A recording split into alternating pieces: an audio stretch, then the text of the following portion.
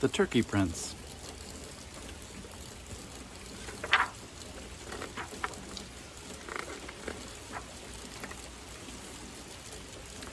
Once in a far-off kingdom, in a huge palace, in a busy kitchen, underneath the table next to the sink, there was a prince who one day would become king. But all was not right, for the prince had lost his mind and thought he was a turkey.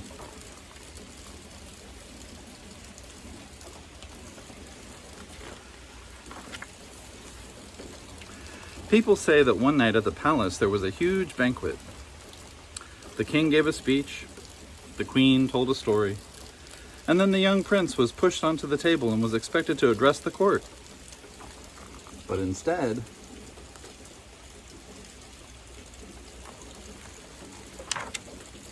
he jumped off the table and ran through the palace.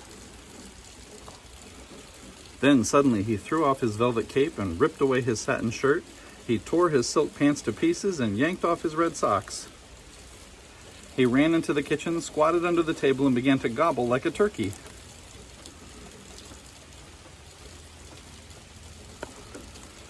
Now, the young prince did not want to be a turkey. He did not choose to be a turkey, but when he thought of himself leading and caring for the people, like his father and mother did, it was very clear that he was a turkey.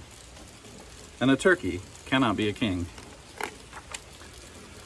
From that day forward, he refused to leave the kitchen. He refused to wear any clothing, and he refused to eat any food except what was thrown onto the ground for him to peck at. The king and queen were frantic. They called physicians and nurses, sages and monks. These people applied green-colored lotions and bad-smelling potions. They chanted and prayed, but not one of them knew how to cure the Turkey Prince.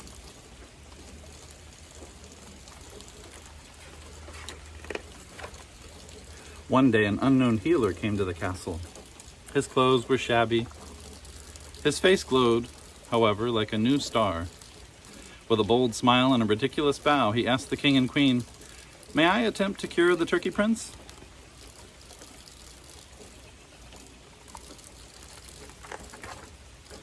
The healer was led to the kitchen. He tiptoed to the corner and took a seat, where for 2 days he merely observed the strange and lonely life of the Turkey Prince.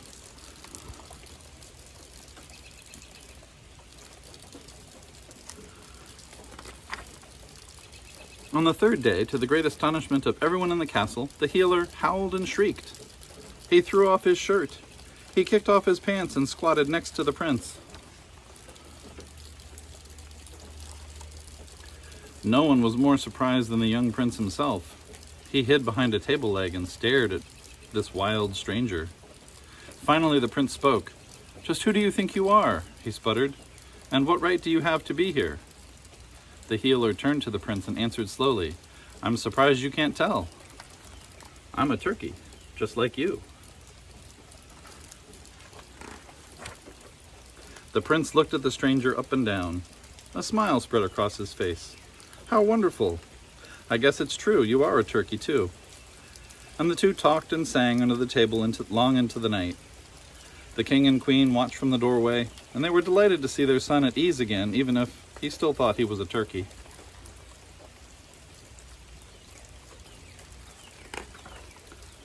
Day by day, the healer watched as the prince became more relaxed and less frightened.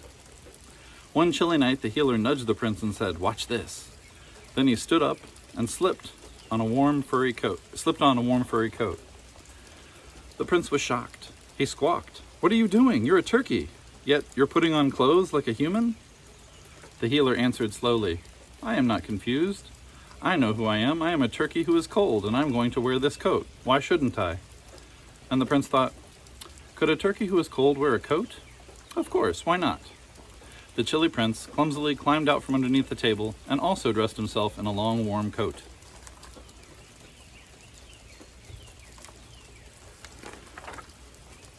Then one afternoon, the healer nudged the boy again and smiled. "I'm starved, and they are not going to throw us grain until the morning. Let's go get some bread and cheese." He walked to the counter, cut a large piece of rye bread, laid a slice of yellow cheese on it, and began to chew it with delight. The prince screeched, "What? You're a turkey, but here you are eating just like a person." The healer looked him in the eye and answered slowly, I am not confused. I know who I am. I am a turkey who loves the taste of food, so I am going to eat it. Why shouldn't I? And once again the prince reasoned, I'm a turkey too. And I also love bread and cheese, so why not eat it? So the prince began to enjoy his meals again, like any child his age.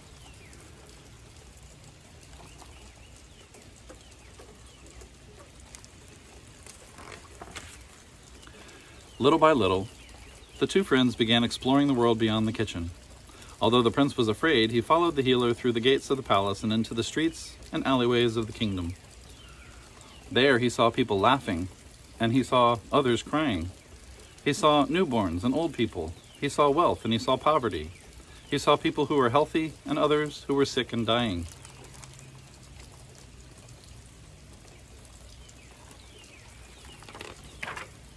The two traveled to distant lands across blue oceans and hot green jungles.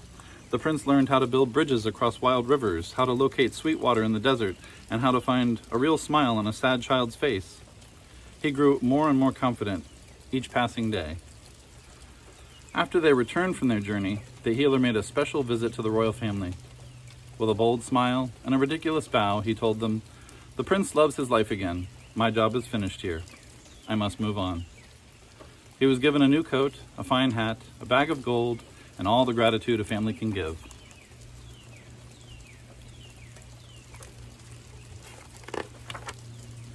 The wheel of time turned until the old king and queen died and were laid to rest. The prince then became the new monarch of the land. He ruled wisely and was loved and respected by his people. Frequently he would stroll through his kingdom, stopping in villages and towns to speak with his beloved subjects.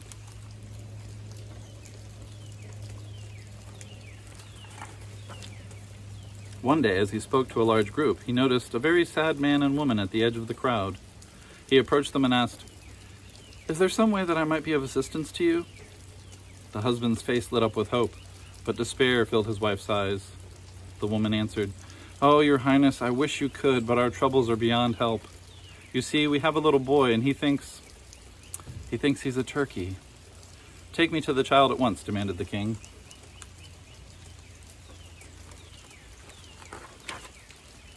In the kitchen, underneath the table next to the sink, was a little boy with a look of crazy wisdom in his eyes. The king tossed off his crown, dropped his velvet cape, and squatted down. The amazed boy stared in disbelief, and then, for the first time in years, he spoke. Just who do you think you are, he sputtered, and what right do you have to be here? I'm surprised you can't tell, said the king. I'm a turkey, just like you.